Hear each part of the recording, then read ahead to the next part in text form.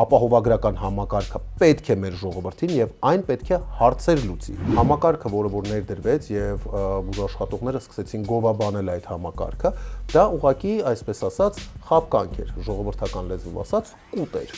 որը կերան թե բժիշկները, թե բնակիչները։ Հունիսի 8-ից 1 առնելու այս համակարգը գործումա թե չէ, որտեղ սա ձայներ հավաքելու շատ լավ քաղաքական PR-ա, որի համար որ օգտագործվում է պետական բյուջեն։ Հիմա բժիշկին դրել եք 2 քարի արանքում, մի կողմից պացիենտը պահանջում է, ասում է ինձ սպասարկի, ինձ նայի, անվճար, շուտ, շտապ, եսի ինչ, մյուս կողմից նախարարությունը ասում է, այսի չանես գործից դուրս կգաս, այս չանես նկատողություն կստանաս, փող չես ստանա։ Ինչ եք ուզում բժիշկների։ Բժիշկը մարդ է, բժիշկը ժողովրդի մի մաս է։ Հանրային, քաղաքական, քաղաքացիական պատասխանատվությունը կրում է իշխող թիմը, ոչ թե անհատը։ Դուք 3-4 միլիոնով պարգևավճար ստանաք, բժիշկը 19,000 դրամ աշխատավարձ ստանա ամիսը։ Չեք ամաչում։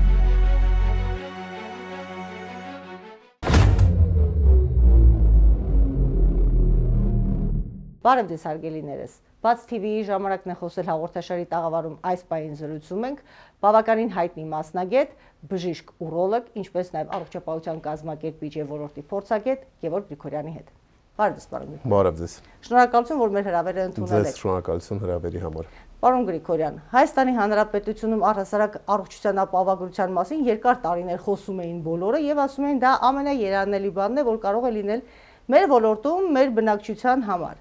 Այս իշխանությունը իր ամբողջ իշխանավարման տարիներին խոստացավ, ամեն տարի խոստանում էր եւ չէր ներդրվում համակարգը։ Թերևս եկանք հասանք նախընտրական ժամանակաշրջանին եւ համակարգը ներդրվեց։ Բայց արի ուտես, որ ընդամենը 1.5-2 մոտ 2 ամիս անց բժշկական հանրությունը, բուժհանրությունը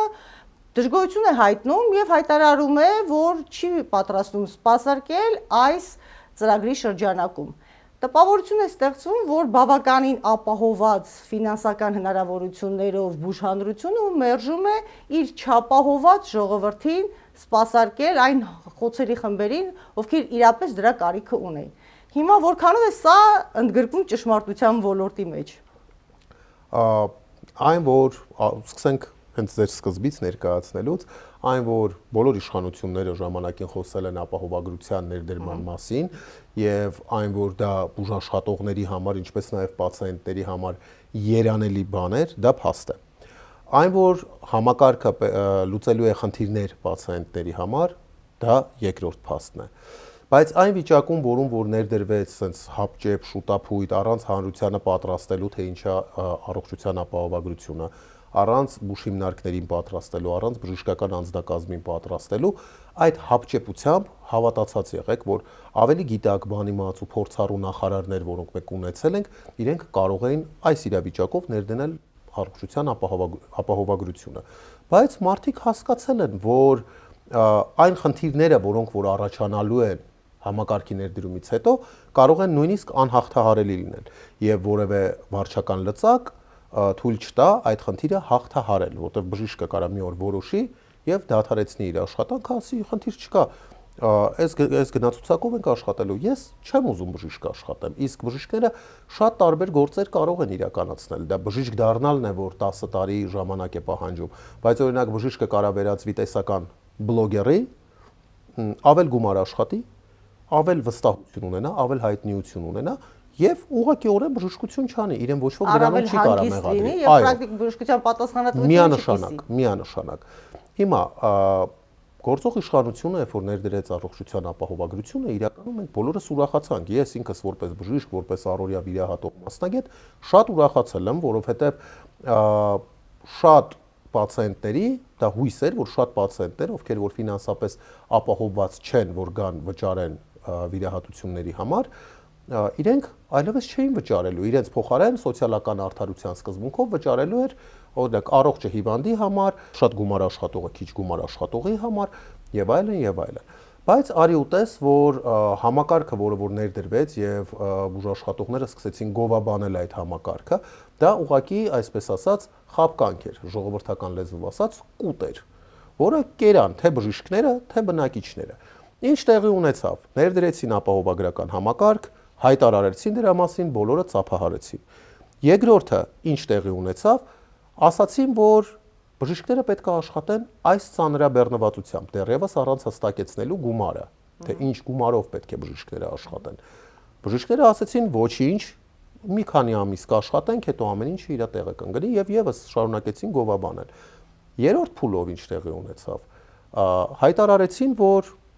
այսքան քանակությամբ պացիենտներ հունվարի վերջեր ոնց որ թե կառավարության նիստին հնչեց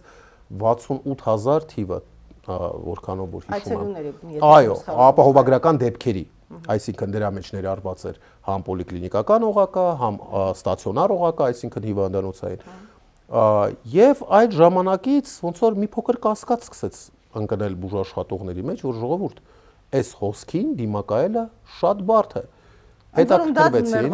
այո, եղանակային պայմանները շատ վատ են եւ շատերը չէին ուզում դուրս գալ, սկսած այն հանգամանքից, որ կարող են ուղակի բանալ կոտրվածք ունենալ եւ չարժի դուրս գալ այս պայմաններում, ավարտած այն հանգամանքով, որ վիրուսային շրջան է, դուրս չգանք, ավելորդ անգամ չհայտնվենք, հետո անգամ մեր հարցերը կլուծենք։ Դա տեխնիկական մասն է, որի մեջ ես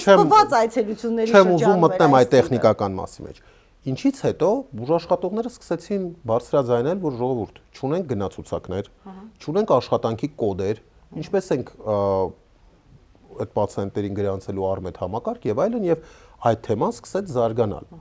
Այդ թեման սկսեց զարգանալ, պարզվեց, որ արմետ համակարգը պատրաստ չէր նման ծանրաբեռնվածության եւ կրկնեմ, ես բազմիցս իմ հարցազրույցներում ասել եմ, մարդիկ արմետ համակարգին անընդհատ մեղադրում են, որ այ համակարգը չի աշխատում, այս ինչ վատ է եւ այլն եւ այլն։ Այդ մարդիկ ուղակի օպերատոր են։ Այդ մարդկանց գալիս է պատվեր նախարարությունից, որը իրենք իրականացնում են։ Երբ որ պատվերը անհամաչափ է լինում, բնականաբար համակարգը, որը որ IT համակարգ է, ցանկացած օրինակ այսօր սոցիալական ցանցերում չի լինում, որ Facebook-ը կախում է, խափանումներ է տալիս եւ այլն եւ այլն։ Բանկային համակարգում է այդ խնդիրը։ Ամեն համակարգում է IT ոլորտում հնարավոր է տենց բան, երբ որ չափից դուրս ծանրաբեռնված է համակարգը։ Հիմա Արմեդը չափից դուրս ծանրաբեռնվեց եւ սկսեց խնդիրներ առաջացնել, խափանումներ լինել։ Բնականաբար բուժաշխատողների դուրը դա չեկավ, սկսեց այդ թեման եւս ասես փքվել։ Երբ որ արդեն իսկ եկավ հերթը, որ կոդեր, վճարներ եւ այլն, հրապարակվեց մի գնացուցակ, որը որ խայտառակություն էր։ Բոլոր մասնագիտական ասոցիացիաները սկսեցին գրավոր դիմումներ ներկայացնել, առաջարկներ ներկայացնել post factum, արդեն իսկ հրապարակվելուց հետո։ Այսինքն կարող ենք ասել, որ համակարգը բուժ հանրության հետ չի քննարկվել, այ ներդրվող համակարգը առհասարակ չի քննարկվել եւ ի սկզբանե կարծիքներ չեն կարողացել մարդիկ հնչեցնել։ Համակարգը քննարկվել է պրոիշխանական, այսինքն փափուկ տակուկ տեղավորված որոշ բուժաշխատողների հետ, ովքեր մինչ այսօր եւս գովաբանում են արդեն իսկ խայտառակ եղած համակարգը եւ որոշել են, որ այդպես ճիշտ կլինի, բայց լայն շրջանակների հետ նման քննարկում չի եղել։ Դրա վառ ապացույցն է այն, որ առ այսօր առողջապահության նախարարը այդ ապահովագրական հիմնադրամի տնօրենը Zoom հանդիպումներ են անում բուժաշխատողների հետ։ Դա պետք է անել մինչև ներդնումը։ Հիմա քրոնոլոգիան շարունակենք։ Գրավոր դիմումներ ներկայացրեցին, որ գները բարձրացվի, որովհետև խայտառակ գներ էին, նույնիսկ պետպատվերի գներից ցածր գներ էին։ Ինչ տեղի ունեցավ։ Ինչու՞, ի սկզբանե ինչու էր այդպես։ Որովհետև այդքան է իրենց բյուջեն, որովհետև ավել իրենք չեն կարողանում հատկացնել։ Բայց քանի որ ինչպես դուք նշեցիք, ընտրական տարի է եւ խնդիր կա ժողովրդի լայն շրջանակների տրամադրվածությունը դեպի գործող իշխանություն փոփոխել, այո, բարելավել, որտեվ դուք եք նկատում երևի սոցիալական հարթակներում 10-ից 8 խոսքը Facebook-ում դա քննադատությունն է, ոչ թե գովաբանությունը։ Ինչևից է, կարիքը կար դրա, որոշեցին, որ գները պետք է բարձրացնեն։ Գները բարձրացրեցին եւ առաջարկեցին բուժաշխատողի վճարման մեխանիզմ։ Ընդ որում, օրինակ, ես sense փորձում խնձորներով բացատրեմ, որ հեռուստադիտողը հասկանա ոչ թե տերմինաբանությամբ։ Եթե պացիենտը վճարում է 100,000 դրամ, ըստ գործող, այսպես ասած, մեխանիզմի, բժիշկը ստանում է 17500 դրամ, որը որ եւս հարկվում է 28%-ով, բնականաբար եկամտահարկն է, հետո դրոշմանիշային հարկն է, սոցվճարն է եւ այլն եւ այլն, որից եթե այդ ամենը հանենք կմնա 15000 դրամ, յուրաքանչյուր 100,000-ից բժիշկը ստանում է 15000։ Յուրաքանչյուր 100,000 բնակչից 100,000 դրամից։ Դրամից։ Դա, այո, դա վճարման հարցն է։ Հիմա Պոլիկլինիկական օղակը բնականաբար, որոնք որ անընդհատ սպասարկում են այսպես ասած այդ իրանց կցագրված հանրությանը, իրանց մոտ կներեք իհարկե կարող է սխալ բառը օգտագործում, բայց գլխաքանակով է, այսինքն քանի անձ է կցագրված։ Եվ օրինակ նյարդաբանին կցագրված մեկ անձի արժեքը գիտեք որքան է։ 13 դրամ։ Մի տուփ լուցկի։ Մի տուփ լուցկու արժեքով կցագրում են նյարդաբանին պացիենտին։ Եվ նյարդաբանը օրինակ կարող է ընդունել 1000 պացիենտ, եւ բազմապատկում ենք 1000 պացիենտը 13 դրամով, դառնում է 13000 դրամ աշխատավարձն է նյարդաբանի, որը որ հարկվում է 28%-ով եւ արդյունքում ձևավորվում է մասնագետի աշխատավարձը։ Հիմա լավ ներդնելուց չեք կարծում, որ իրենք հասկանում են, որ 13000 դրամով որևէ մասնագետ չի մնալու աշխատելու։ Տեսեք, շատ բան են իրենք հասկանում, բայց ադմինիստրատիվ լծակը եւ ռեպրեսիվ մեխանիզմը իրենց ազդեցությունը տալիս են։ Օրինակ տնօրենները ասում են չբողոքեք, չեք ուզում դուրս եկեք գործից։ Արդեն բուժաշխատողներ կան, երեք նյութ տեսա լրատվականի, որ քանի բուժաշխատողի քննադատության համար ազատել են աշխատանքից։ Բայց մենք բուժաշխատողների սակավություն ունենք, ամբողջ երկրով մեկ։ Հիմա դուք դեռ այսպես ասած այսբերգի միայն վերևի մասն եք տեսնում։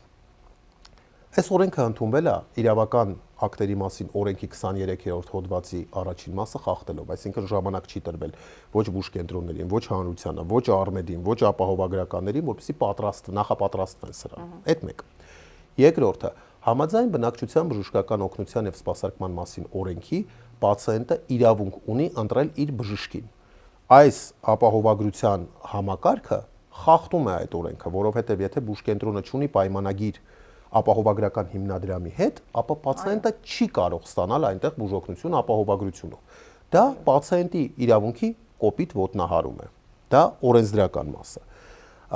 Պացիենտներին պատրաստում են, որ իրանք գնալու են եւ անվճար բուժօգնություն ստանան եւ չեն մատնանշում, որ օրինակի համար իրանք սպասարկելու է նորավարտ մասնագետը։ Իսկ պացիենտը, որը ուզում է օրինակ ինձ մոտ բուժվել, մեկ ուրիշի մոտ բուժվել, ինչ որ այն մարդկանց մոտ բուժվել, թե շատ հայտնի մասնագետի մոտ, այլևս փորձառություն, ում որ ասենք ժողովրդի շրջանում գովաբանում են, ասում են, ասենք լավ է վիրահատում, լավ է բուժում, արդյունավետ է եւ այլն, իրանց մոտ չեն կարողանալու բուժվել եւ դրա մասին ապահովագրական հիմնադրամի տնօրենը ոնց որ թե հայտարարեց վերջին հարցազրույցին, ասաց, որ անվանի բժիշկների մոտ խորհրդատվությունը եւ բուժումը պետք է պացիենտը արդեն իսկ վճարի։ Պալատա արդեն իսկ դա կոմֆորտ է համարվում, նախարարը ասում է պացիենտը պետք է վճարի։ Դեղորայքի ծախսը կոնկրետ լիմիտ է դրված, բայց դեղերի շուկան բավականին թանկ է, պացիենտը պետք է վճարի։ Այսինքն պացիենտին չեն ասում, որ եղբայր քո համար փոխհատուցվում է կոնկրետ X քանակի գումար։ Մնացածի համար, եթե դու ուզում ես ընտրես բժիշկին, ուզում ես ընտրես պալատը, ուզում ես ընտրես դեղորայքը, դու պետք է վճարես, չեն ասել դա։ Պիտի վճարեն որոշակի զեղչային համակարգով, հա, այդ համավճարը երբ է ընդհանրապես կիրառվում։ Համավճարը սահմանափակված է, որ օրինակ 6000 դրամը խորհրդատվությունը, կրկնակից ավել իրավունք չկա համավճարը ավելացնելու, բայց մենք գիտենք, որ այսօր ոլորտում կան մասնագետներ, ում մոտ խորհրդատվությունը 50000 դրամ է։ Կան մասնագետներ, ում մոտ 30000 դրամ է եւ դա ուղակի հորինած թվեր չեն։ Դա մարդու աշխատանքն է, դա մարդու տարիների փորձն է, դա մարդու սեփական գրպանից ծախսած վերապատրաստումների գումարն է, որովհետեւ պետությունը, որը որ սահմանում է, որ օրինակ ես կամ մեկ ուրիշը պետք է 6000 դրամով խորհրդատվություն անենք, անկախ որակից, այդ պետությունը մեզ չի օգնում, որ մենք գնանք Եվրոպա, Ամերիկա, նույնիսկ Ռուսաստանի Դաշնություն վերապատրաստվելու։ Նույնիսկ սերտիֆիկացիան վճարովի ծրագրերի շրջանակներում է։ Եվ բժիշկին, բուժաշխատողին ցանկացած ոչ միայն բժիշկին պարտադրում են գրպանից վճարումներ անել, սեփական գրպանից, սեփական միջոցներով, սովորել։ Հիմա ինչ է ստացվում, որ առանց օգնելու բժիշկին, առանց օգնելու բժիշկի կայացմանը, պետությունը սահմանում է, որ բժիշկը պետքա այս գումարով աշխատի։ Դա ազատ տնտեսություն է, դա ազատ շուկայական հարաբերություն է, ոչ, դա մոնոպոլիզացիա է պետության կողմից, պետությունը դառնում է բժշկական ծառայության հիմնական գնորդ եւ թելադրում է իր պայմանները բժշկական ծառայություններ մատուցողներին, այսինքն հիվանդանոցներին։ Հիվանդանոցի տնօրենը, եթե ինքը օգուտ չունենա հիվանդանոցը աշխատացնելուց,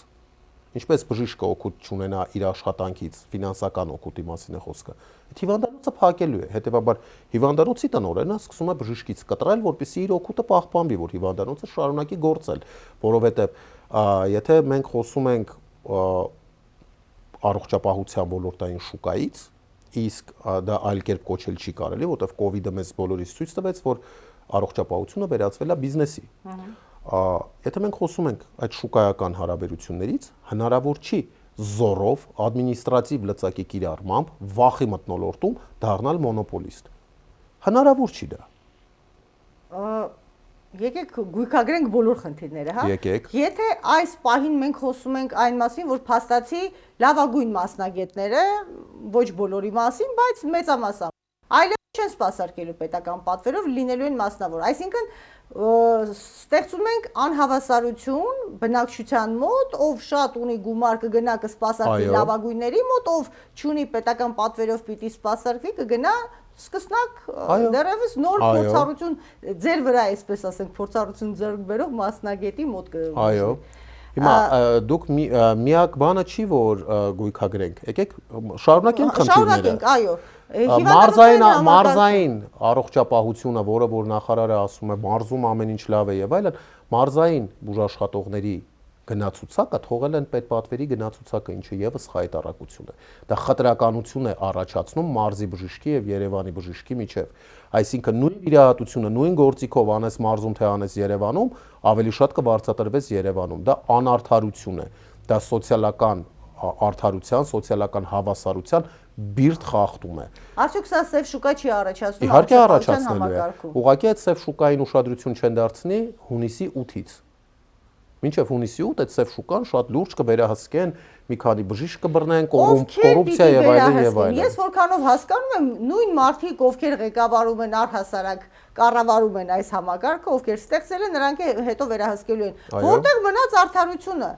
Իսկ ինչ արդարության մասին է խոսքը։ Դուք դիտել եք Գահերի խաղը ֆիլմը։ Իհարկե։ Այո, ռուսերեն է այդ տերմինը հնչում, ասում է в мире нет справедливости, кроме той, которую ты творишь։ Այսինքն, եթե մենք ուզում ենք արդարություն, իսկ բուժաշխատողները այս պահին ուզում են արդարություն, դրա համար մենք մեր բողոքի ձայնը բարձրացնում ենք, մենք մեր ակցիաներն ենք անում, մենք օրենքի թույլ տված ճանապարհով բոլոր հնարավոր միջոցները կիրառում ենք, որպեսզի հասնենք արդարության եւ գնահատված լինի բուժաշխատողը մեր երկրում, որովհետեւ մեր համար այս կարմիր գծով ուզում եմ անպայման անցկացնեմ, որովհետեւ դա սկզբունքային հարց է։ Մեր համար այս բոլոր այս բժիշկների նախաձեռնող, բուժաշխատողների նախաձեռնող խմբի բոլոր անդամների համար կարևոր է եւ աներկբա գաղափար է, որ ապահովագրական համակարգը պետք է մեր ժողովրդին եւ այն պետք է հարցեր լուծի։ Պետք է կայանա համակարգը, այսինքն մենք փորձում ենք դուք փորձում եք նպաստել կայացնել համակարգը ճիշտ ասել։ Իսկ փոխարենը առողջապահության նախարարությունը եւ պատկան մարմինները փոխարենը լսեն քննադատությունը, շտկեն բացերը, փակեն բացերը, փորձեն ռեալ աշխատող համակարգ ներդնել, ինչ են իրենք անում, ռեպրեսիվ մեխանիզմ են գործարկում, որովհետև մարդիկ հրապարակում են անում, քննադատություն են անում, մեկ է նախարարությունից զանգ է գալիս, իրան ազատեք աշխատանքից, իրան ազատեք այս պաշտոնից, իրան այս արեք են արեք։ Կարող է սա արդյոք կապված լինել այն հանգամանքի հետ, որ առողջապահության նախարարը բժիշկ չէ։ Ցանկացած կառավարիչ, լինի դա բժիշկ թե ոչ բժիշկ, եթե կառավարիչը թույլ է, ինքը գործածում է ռեպրեսիվ մեխանիզմներ։ Եթե կառավարիչը ուժեղ է, կառավարիչը պատրաստ է, բաց է քննադատության համար, որտեղ ինքը գիտի իր կառավարման արժեքը, բայց երբ որ ուժեղ չի, ինքը կասկածում է իր կառավարման ճշմարտացիության վրա, բնականաբար ինքը չի ուզում քննադատություն լսի եւ լռեցնում է դա։ Որքան մեծ թիմ է բանակ է բուժ հանրությունից կանգնած ձեզ հետ, ձեր կողքին այս գաղափարներին հետևելու առումով, որովհետև ես հասկանում եմ, որ ռեպրեսիաներին բոլորը չէ որ պատրաստ կլինեն դիմանալ, դիմակայել, հաղթահարել առավել եւս։ Հիմա ինչ ուժ է ձեր հետևում եւ արդյոք, քանի որ մենք սովորել ենք վերջին տարիներին, որ եթե կա որևէ հարցում ընդդիմախոսություն, ուրեմն ընդդիմությունը նրանց ետևում է։ Արդյոք ընդդիմությունը չէ հրահրում նման իրավիճակ, նման ակտիվություն բուժհանրության մոտ, որ ուժի հետ կարող են ձեզ կապել, թեկուզ այսպես չակերտավոր ասենք, ինչ կապ կա քաղաքական դաշտի հետ։ Սկսենք նրանից, որ մեր մեզնով, այսպես ասած, շարժում է կամքի ուժը, առաջին հերթին, սկզբունքի ուժը եւ հավատքի ուժը։ Մենք դրա համար ենք պայքարում, որպեսզի մեր աշխատանքը գնահատված լինի։ Վատ բան չենք ուզում։ Ինձ թվում է վատ բան բացարձակապես չենք ուզում։ Ուզում ենք մեր աշխատանքը գնահատված, մեր փորձը, մեր ծախսած էներգիան, ժամանակը գնահատված լինի։ Ինչ վերաբերվում է քաղաքական ուժերի հետ կապելուն, ուրեմն 18 թվականին ես նախկին էի, ՀՀԿ-ական էի, 19 թվականին Քոչարյանական էի, 20 թվականից այո Միքայել Մինասյանի թիմից էի, հետո իհարկե 21 թվականին իրականում ես մասնակցել եմ ընտրություններին լինելով անկուսակցական, պատիվ ունեմ դաշինքով, ինչից հետո 22 թվականին էլի Քոչարյանական դարձա, այդ հանրության ընկալման մեջ եմ ասում, ես որևէ, այսպես ասեմ, քաղաքական ուժի հետ չեմ աֆիլացնում այս պայքարը, այս փուլում, որովհետև մենք հիմա դիմումներ ենք ուղարկել թե քաղաքացիական պայմանագիր, թե պատիվ ունեմ, թե Հայաստան խմբակցությանը, թե ազգային ժողովի նախագահին, եւ եթե մենք չունենանք համապատասխան արձագանք, մենք բնականաբար բաց կանչ ենք անելու բոլոր ընդդիմադիր ուժերին, ով որ համաձայնվի, որ այդ քաղաքական կոմպոնենտը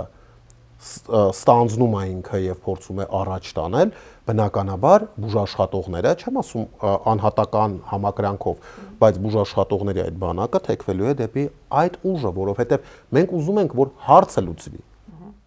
Հարցը ով կկարողանա լուծի, կլինի դա նախարարը, նախարարի թուշը կպաչենք։ Կլինի դա ասենք ուրիշ մարդ։ Հասկացանք ազգային ժողովում բոլոր արկղերը լցրեցիք, անվանական ուղղորդված։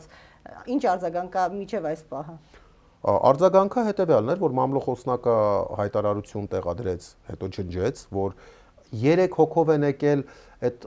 ով է իրենց լիազորել, որ խոսա, այսօր առավոտից։ Եթե չեմ սխալվում, հասարակական կազմակերպության ներկայացուցիչներ էին, այսինքն 3 հոգի ասելով քաղաքացիական հանրության, դա մամլոխոսնակի բառամթերքն է։ Ինչևից է, ես չեմ ասում, որ ՀԿ նշանակում է, որ հանրություն են ներկայացնում, հասարակություն են ներկայացնում, բայց մամլոխոսնակի, այսպես ասած, պնդումն էր։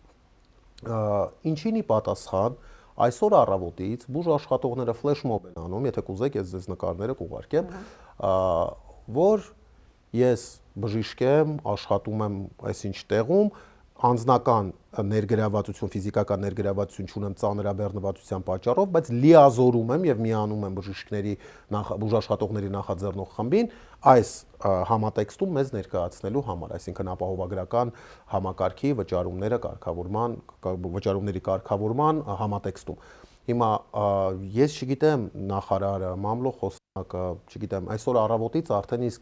ինչպես իմ գնահատմամբ իշխող ուժի մեջ սկսել է մեղավորների փնտրտուկը, առավոտից խոսում եմ, որ փոխնախարարի մշակած օրինագիծն էր, դրա համար խնդիր է առաջացրել։ Ժողովուրդ, եկեք օբյեկտիվ խոսանք։ Հանրային, քաղաքական, քաղաքացիական պատասխանատվությունը կրում է իշխող թիմը, ոչ թե անհատը։ Կլինի դա փոխնախարարը, կլինի դա նախարարը, կլինի վարչապետը, աշխատակազմը, թե падգամավորը, իրենք բոլորը մեկ են, որովհետև մեկը օրենքը, մեկը նախագիծը մշակել է, մյուսը դրա տակ ստորագրել է, երրորդը ընդունել է, չորրորդը ուղարկել է ազգային ժողով, հինգերորդը, այսինքն այդ հինգերորդը ամբողջ ֆրակցիան եմ ասում, քվեարկել է, այդ բոլորը չեն տեսել, որ այս օրենքը խնդիր ունի։ Քորյան, հիմա դուք մտավախություն չունեք, որ բուժ հանրությունը թեքվելու է ցանկացած ուժի կողմ, որը կստանձնի այս հարցի լուծումը ձեր առաջարկներով, իսկ մենք դեռ խոսելու ենք այն մասին, թե դուք կոնկրետ ինչ եք ուզում առաջարկել գործնական քայլերի առումով, ինչ ուղումներ, շտկումներ պիտի մտնեն համակարգում, որպեսզի այն իրապես գործարկվի, եւ մյուս բևեռը ստացվում է, որ ժողովուրդն է, որովհետեւ այս ժողովուրդը երկար ժամանակ առհասարակ ոչ մի բանի հնարավորություն չուներ, հիմա նրանք շնորհակալ են նույնիսկ եթե իրենց 15 րոպեից էլ պակաս են ընդունում, իսկ ժամանակացույցը ես Արմետ համակարգով նայել եմ, բժիշկը մեկ պացիենտի վրա պիտի ծախսի ոչ ավելին, քան 15 րոպե ժամանակ, հերթը դրան ետևում շատ ագրեսիվ միմյանց հանդեպ տրամադրված է եւ խափելով, ուղակի խափելով համառությամբ մտնում են բժշկի սենյակ, խաթարում են այդ 15 րոպեն էլ բժիշկը ուղակի ի վիճակի չի սպասարկել, որովհետեւ այդ 15 րոպեում նա պիտի գրի համակարգում, որին առաջին անգամ է, որը ընդհանրապես գործարկում է առաջին անգամ, ուղղակի սա մեկ եզակի դեպքի մասին չեմ խոսում, որ ընդհանրապես համակարգչի հետ այդ բժիշկները ուղղակի անհամատեղելի են։ Չեմ ասում տարիքային խնդիրը որքանով է խորացնում այս անհամատեղելիությունը եւ ընդհանրապես որևէ բան չիմանալը, ինչպես օգտվել համակարգչից, քույրից սկսած ավարտած բժիշկով։ Առայժմ ամբուլատոր համակարգի մասին խոսենք, որովհետեւ բոլոր դեպքերում բացատրում են, որ քաղաքացին կարող է գնալ եւ որևէ տեսակի ուղեգիր ձեռք բերել միայն անցնելով ամբուլատոր ճանապարհը։ Իսկ ամբուլատորիաներում ուղղակի ահասարսուր է, բժիշկը նույնիսկ մեղք է այդ պայմաններում, անկեղծ ասած, գուցե սա այն բառը չէ, որով կարելի է սա բնութագրել, բայց իրապես այդ հոսքի տակ հնարավոր չէ առաջնակի ընդունելություն անել եւ հասկանալ հիվանդը ինչ խնդիր ունի։ Էլ չեմ ասում, որ գործելակարգերի մասին ես նոր ավարտած էի, նոր անցել էի աշխատանքի եւ տեսնում էի, թե համակարգի կարկառուն դեպքերը ինչ միջոցառումներ են անում, հավաքվում են եւ ասում են գործելակարգեր են պետք, ես արդեն ծերացա, գործելակարգերը դեռ չեղան։ Որոնք էլ որ եղան, դրանք կարծես թե նոր պիտի գործարկվեն։ Գործելակարգը ամեն տարի թարմեցվող բան է, իսկ դրա համար պետք է գումար հատկացնել։ Իսկ այդ գումարը չի հատկացվում, որտեղ այսպես ասոցիացիաների վրա ասենց դնում են, ասում են դե կանեք։ Բնականաբար այդ մարդիկ բժիշկներ են, իրենք զբաղված են իրենց աշխատանքով եւ հավելյալ աշխատանք, որը որ չի վճարվում, չեն ուզում անեն։ Ես նկատում եմ բժիշկները նույնիսկ առանց աշխատանքային օֆլայն վիճակում են աշխատում, տանից են համակարգից օգտվում, փորձում են ինչ-որ բան անել, որովհետև ամբուլատորիայի պայմաններում ուղղակի հնարավոր չէ այդ հոսքի տակ հասցնել ամեն ինչ անել։ Էլ չեմ ասում, որ խնդիրները դու գիտեք։ Հետո թվայնացման առումով եմ ուզում ձեր ուշադրությունը գրավել, խնդիրների գույքագրման առումով, ինչու համար է այդ ծրագիրը, եթե պիտի շարունակեն այ անկետակոյչվածները շրջանառել եւ մարդը, որը գնում է եւ հետազոտություններ է անցնում, ինքը համակարգով չի կարողանում իր հետազոտությունների պատասխանները տեսնել։ Ինչ է սա նշանակում։ Ես անհատ եմ, դիմել եմ, ես ուզում եմ իմ խնդիրների եզրակացությունները տեսնեմ, ես ուզում եմ ունենալ։ Այդ անկետան հնարավոր չի վերցնելու դեպքում հնարավոր չի ընթերցել, ինչ է այնտեղ գրած եւ ստացվում է, որ փակ շղթայով նույն գրագրությունը մեկ անկետայում է, մյուսը համակարգում մի մասը կարող է ուղեգրերը տեսնես, բայց չտեսնես մնացած որևէ բան։ Այսինքն դու քո առողջության մասին կարծիք չունես, դու քո առողջության մասին որևէ բլանկ չունես, որի վրա հենվելով թեկուզ գնաս որոշես մեկ այլ տեղ մասնավոր որևէ ծառայություն անցնես։ Ունես, եթե մտնում ես Արմետ, քեզ հասանելի են քո առողջության վերաբերյալ բոլոր մուտքագրած տվյալները։ Բոլոր մուտքագրած, որոնք են մուտքագրվում։ Հարց, որովհետև մենք մերը չենք գտնում։ Որոնցով որ պացիենտը դիմում է բժշկին։ Հիմա, եթե դուք ձերը չեք գտնում, դա բացառված չի, որ ուղղակի չեն հասցրել դեռևս մուտքագրել, որովհետև ինչպես դուք նշեցիք, միևնույն ժամանակ չէ տեղի ունենում։ Ինչու է անկետային շրջանառություն, թղթաբանական շրջանառությունից, եթե կա համակարգ։ Այսպեսի օրինակ բերեմ, դուք եկել եք իմ մոտ որպես պացիենտ։ Դուք ուզում եք, որ ես ձեզ լսեմ ու ձեզ նայեմ, չէ՞, զրույցի ընթացքում ոնց կվերաբերվեք, եթե ես ձեզ չնայեմ, ձեր գանգատները լսելով համակարգչում այդ ամենը հավաքեմ, որտեղ պետք է հասցնեմ, որ դուք հետո գտնեք ձեր տվյալները։ Լավ չեք վերաբերվի, չէ՞։ Գցեք բժիշկը սկի դեմքից չնայեց, սկի մի հատ մաշկից գույնը չտեսավ։ Բնականաբար, հիմա բժիշկին դրել եք երկու քարի արանքում, մի կողմից պացիենտը պահանջում է, ասում է ինձ սպասարկի, ինձ նայի, անվճար, շուտ, շտապ, եսի ինչ։ Մյուս կողմից նախարարությունը ասում է, այսի չանես գործից դուրս գաս, այս չանես նկատողություն կստանաս, փող չես ստանա։ Ինչ եք ուզում բժիշկներից, եկեք մի հատ այս հարցին պատասխանենք։ Ժողովուրդը ամեն ինչ է ուզում։ Ժողովրդին ասել են քոնը պետական պատվերով է, թող ժողովուրդը գա բժշկի կողքը կանգնի, բժշկին միասին փորձենք այնպես անենք, որ պետությունը բժշկին գնահատի ի վերջո։ Ժողովուրդը գոհ կլինի, բժիշկն է գոհ կլինի, հավատացնում եմ ձեզ, որ ի վերջո պետությունն է գոհ կլինի, որովհետև եթե մենք խոսում ենք, որ բժշկին պետք է կներեք բառիս համար չլենք, որպեսզի ժողովուրդը ուրախանա, չէ։ Բժիշկը մարդ է, բժիշկը ժողովրդի մի մաս է, եւ խնդրում եմ ես էլ ընդգծեմ կարմիր գծով, ես 15 տարի է վիրահատում եմ, բուժում եմ քաղցկեղից սկսած, չգիտեմ, վերականգնողական վիրահատություններով ավարտած իմ մասնագիտության մեջ անում եմ, բայց երբևիցե թույլ չեմ տվել որևէ պացիենտին, որ այդ սահմանը անցնի, որովհետև հասկանանք մի բան, բժիշկը եւս մարդ է, որ այդ խալաթը հանում է, մսից արունից ձերպես մարդ է, ով որ ունի խնդիրներ, վարկ ունի, հիպոթեք ունի, երեխային կրթություն տալու խնդիր ունի, Լավ սնվելու զգալ եւ խնդիր ունի, վատը զգալ ունի, վերջին սնվելու վերջը։ խնդիր ունի, վերապատրաստվելու խնդիր, մի շարք խնդիրներ ունի։ Եվ եթե բնակչությանը միևնույնն է բժիշկը ինչ խնդիր ունի, եւ բնակչությանը միայն բժիշկը հետաքրքրում է որպես սարք, գործիք, որը որ պետքա աշխատի ու վերջ։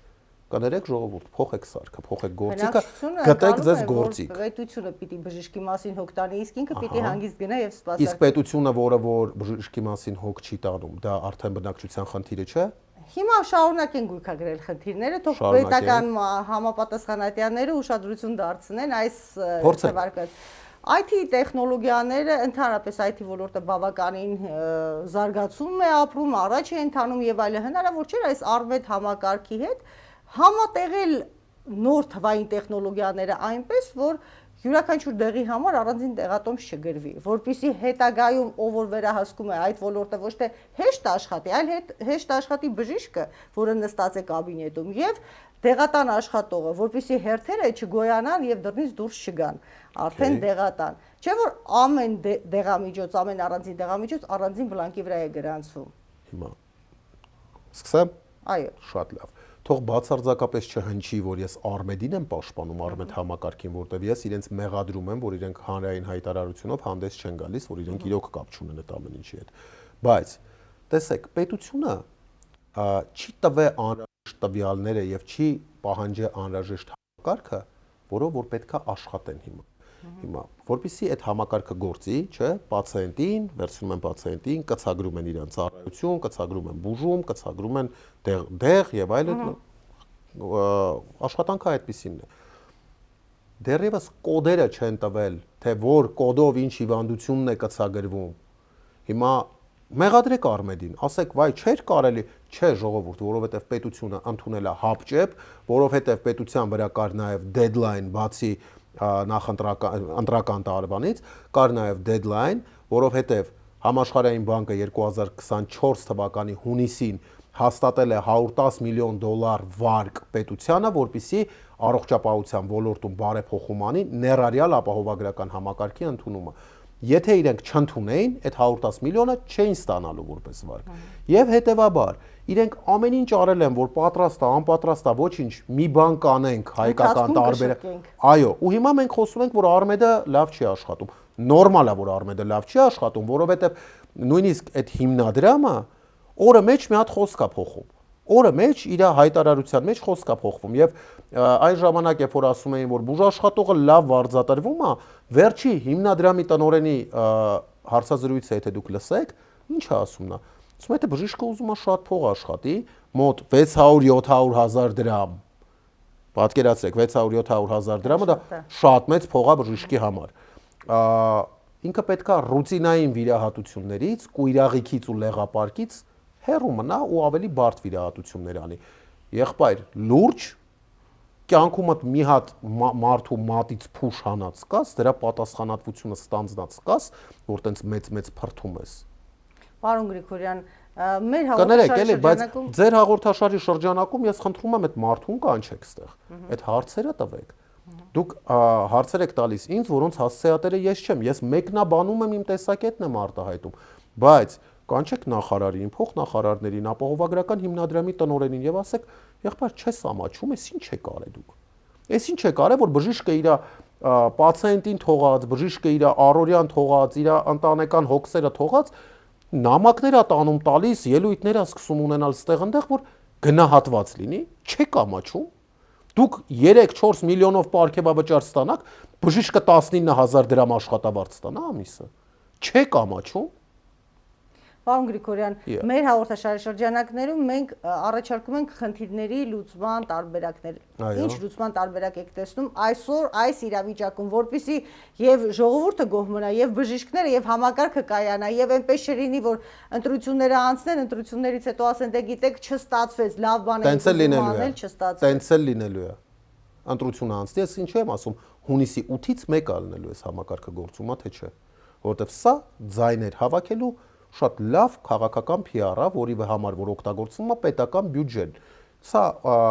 1.6 միլիոն մարդու կաշառք տրամադրել է բժիշկի հաշվին, կաշառք են տրամադրում, որպեսզի գնան իրանց ընտրան, ասեն, վայ, մենք ունենք ապահովագրություն։ Ընդ որում ասում ենք, որ խոցելի խմբերին ենք օգնելու, այն մարդկանց, ովքեր աշխատում են, բայց աղքատ են մնում, բայց փաստացի ծառայությունից հնարավորության դեպքում օգտվելու է 201 եւ ավել հազար ստացողը։ Այո, իսկ աշխատող աղքատները եւ աղքատները, ովքեր որ 200,000-ից պակաս են ստանում, իրանք այս փուլով չեն օգտվելու, այդ ոնց ստացվեց։ Եվ բժիշկներին էլ մեղադրում են, թերևս ասում են, չեք ուզում սպասարկեք քիչ գումարով աղքատ բնակչությանը, այնինչ աղքատ բնակչությունը այդպես էլ մնաց աղքատ իր անկյունում։ 19,000, 23,000, 25,000, 50,000 այդ աշխատավարձ այսօր բժշկի ապահովագրության շրջանակներում առաջնային այդ պոլիկլինիկական սեգմենտում։ Եկեք, օքեյ, թող իրանք այդ նույն աշխատավարձը ստանան, ես ես խոստանում եմ բոլոր բժիշկները այդ նույն աշխատավարձով կաշխատեն։ Թող իրանք 3 միլիոն պարգևավճար չստանան, մենք 19,000 դրամ։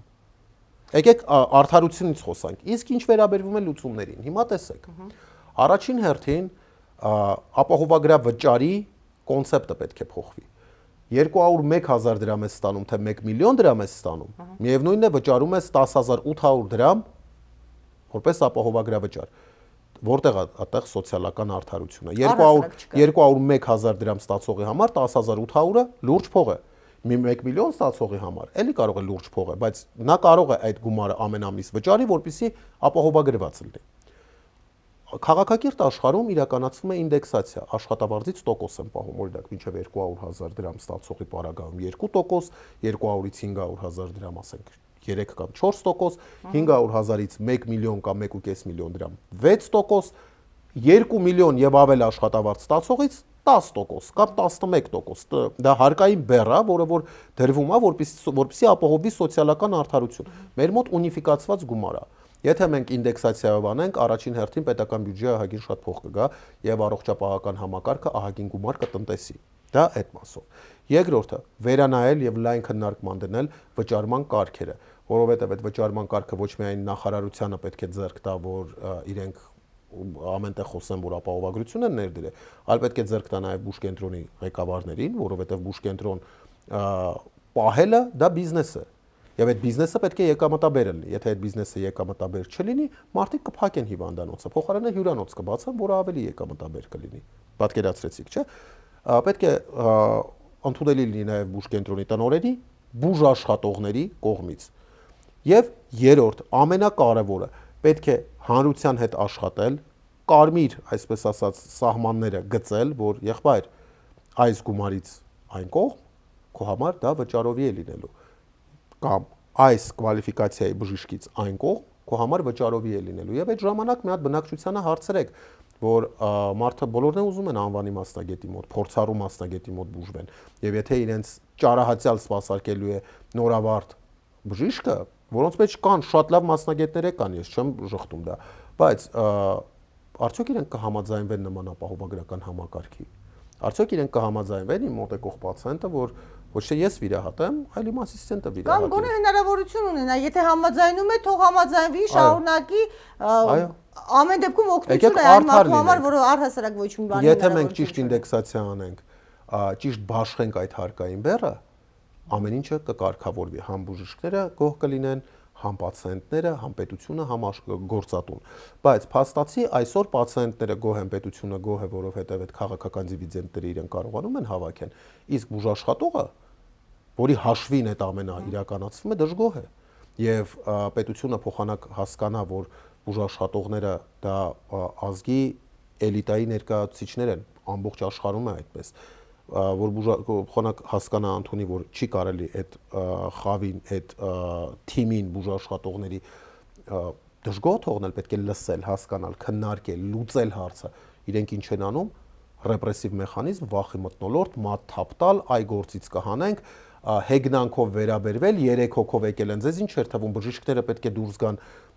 ցույց անեն, ամոթ չի, այդ ինչ պետք է անեք, որ բժիշկները դուրս գան ցույցի։ Կամ որն էր օգուտը, որ կամ եթե բոլոր բժիշկներով, եթե օրինակ բոլոր են 100-200 բուժաշխատողները, ովքեր ստորագրահավաքին մասնակցել են, ովքեր որ ակտիվ ֆլեշմոբին են մասնակցում, ովքեր որ այս կամ այն ստատուսի, չգիտեմ, սոցիալական հարթակում գրած մեկնաբանությունների բաների մեջ իրենց դժգոհությունն են հայտնում։ Եթե այդքան բժիշկ դուրս գար փողոց ինչ էին ասելու էին գործը թողած, խեղճ պացիենտներին թողած եկել են բողոքում են, չեն ամաչում։ Սա զարմանալի է առհասարակ այն պայմաններում, երբ մենք շախմատում վիլկա է կոչվում, ոնց էլ անես իրանք խոսալու տեղ ունեն։ Իսկ մենք այդ խոսալուն բացարձակապես ուշադրություն չենք դարձնում։ Մենք նախաձեռնող խմբի հիմնական ակտիվիստներով գնում ենք, անում ենք, մեր նպատակին հասնելու ենք եւ իրականացնելու ենք այն ռեֆորմը, որը որ բուժաշխատողներին կբերի ավելի հանգիստ կյանք ու ավելի հանգիստ աշխատանքային պայմաններ։ Պարոն Գրիգորյան, ամփոփենք, եզրափակենք, ինչ կարևոր բան կար, որ ես չհարցրեցի, բայց կարևոր է, որ հիմա ժողովուրդը, հանրությունը իմանա ոչ միայն մասնագիտական դաշտը, որտեղ հասկանում եմ, որ դուք մասնագիտական դաշտում ներքին քննարկումներ կունենաք եւ կկարողանաք այդ գաղափարները տարածել, ժողովուրդը ինչ պիտի հասկանա, որ չմտածի, որ սա ի վնաս գործողություն է իրեն, իրեն վերջապես տվել են ապահովագրություն, որ բժիշկը չի ուզում այդ ապահովագրությամբ իրան, այսինքն մեղավորը ստացվում է բժիշկը։ Եվ ինչ պիտի լսի պետական մարմինը այս հարցազրույցի շրջանակում։ Առաջին հերթին ժողովուրդը պետք է հասկանա, որ բժիշկը իր թշնամին չի։ Բժիշկը տարիներ, դարեր ի վեր ժողովրդին օգնել է իրենց հիվանդությունից ձերբազատվել։ Դա առաջինն է, ինչ պետք է ժողովուրդը հասկանա։ Երկրորդը ժողովուրդը պետք է հասկանա, որ բժիշկը պետք է գնահատված լինի, որովհետև եթե բժիշկը գնահատված չի, իրեն մատուցվող բժշկական օգնությունը անորակ է։ Եթե իրենք ուզում են որակյալ բուժօգնություն, պետք է բժիշկը գնահատված լինի։ Ես միշտ իմ հարցազրույցներին, էլի խնձորներով բացատրելով, փորձում եմ այդ համեմատությունը անել, հարգելի ժողովուրդ, հնարավոր չի 0.6-ի գնով Գելենտվագեն գնել ու քշել։ Եթե ձեզ բավարարում է 0.6-ի մակարդակի առողջապահական համակարգը, 0.6-ի մակարդակի բուժօգնությունը, սիրով, խնդրեմ, գնացեք այդ ապահովագրության շրջանակներում աշխատող բուժաշխատողների մոտ, ասեք, որ էսա, եկել եմ։ Տեսեք, ինչքան կձգի որակը, ինչքան կտևի այդ բուժաշխատողի սիրալ իր վերաբերմունքը, հոգատարությունը եւ այլն։ Եթե ժողովուրդը ուզում է, որպեսզի ապահովագրական համակարգը իրականում գործի, ոչ թե հունիսի 8-ին, այսպես ասած, հայտարարվի, որ ես տենց բան եմ ասը, ես թիվ 1 պատասխանատուն եմ, բայց թիվ 1 մեղավորը չեմ։ Եթե չի ուզում տենց բաներ լսի, ուրեմն ժողովուրդը բժիշկների հետ պետք է գա կանգնի ու ասի, որ գնահատեք բժիշկների մոտ։ Այս մարդիկ օգնել են, ես ծնվեմ, իմ երեխան ծնվի, իմ մամային փրկել են, եղբորս օգնել են։ Ի վերջո շնորհակալ պետք է լինի ժողովուրդը, որովհետև բժիշկը, որը որ գնում վերապատրաստվում է իր գրպանից գումարը դրա վրա ծախսում, չի տրտնջում, ասում է ժողովրդի համար պետք է որակյալ բուժօգնություն ապահովենք։ Եվ եթե ժողովրդի համար միևնույնն է, ապա խնդրեմ, դաշտը բաց է, թող նորավարտների մոտ, թող չգիտեմ այն մասնագետների մոտ, ովքեր որ վերջի անգամ վերապատրաստվել են սովետի թվին, թող գնան իրանց մոտ բուժվեն, խնդիր չեմ տեսնում։ Ինչ պետք է լսի պետությունը։ Պետությունը պետք է լսի բժիշկներին, հաշվի նստի բուժաշխատողների հետ, եւ եթե ուզում են իրենց ճակերտավոր ասած քաղաքական դիվիդենտը հավաքեն, մեր համար միևնույնն է։ Մենք սա չենք քաղաքականացնում այս պայքարը։ Չնայած քաղաքական ուժերի հետ ենք համագործակցելու անհրաժեշտության դեպքում, ինչ որ անհրաժեշտ է, որպեսզի բժիշկը ստանա արժանավայել աշխատավարձ, մենք բոլոր գործողություններին գնալու ենք դրա համար։ Բայց եթե իրանք ուզում են իրենց քաղաքական դիվիդենտը ստանան, սիրով, թող բժշկի աշխատավարձը վերանայեն, բարձրացնեն։ Վճարման կարգը, որը որ սահմանած է, որ բժիշկը ի վերջո 17.5% մոտավորապես ստանում վճարված գումարից, թող դարձնեն այնպիսին, ինչպիսին որ շուկայում ընդունված էր, բուժաշխատողը ստանում էր վճարված գումարի 30-ից 35%, որը որ հարկվում էր եւ արդյունքում մնում էր մոտ 25-ից 28%, այսինքն օպտիմալ բժշկի աշխատավարձը։ Ոչ թե 17.500 ստանա յուրաքանչյուր 100,000-ից, այլ 28,000 ստանա յուրաքանչյուր 100,000-ից։ Այսինքն բուժաշխատողի աշխատավարձը այստեղ սկզբունքային է, որովհետեւ եթե բուժաշխատողը բավարարված չի իր աշխատանքի համար ստացած վարձատրությամբ, կներեք, բայց բուժաշխատողը ոչ մեկի նոքյարը, ստրուկը, չգիտեմ, գերին չի, որ ինքը մնա աշխատի։ Հավատացած եղեք, որ մոտակա 5 տարվա ընթացքում, եթե այս համակարգը շարունակի գործել, պացիենտների մահացությունը բարձրանալու է, որովհետև որակյալ բժիշկները լքելու են համակարգը։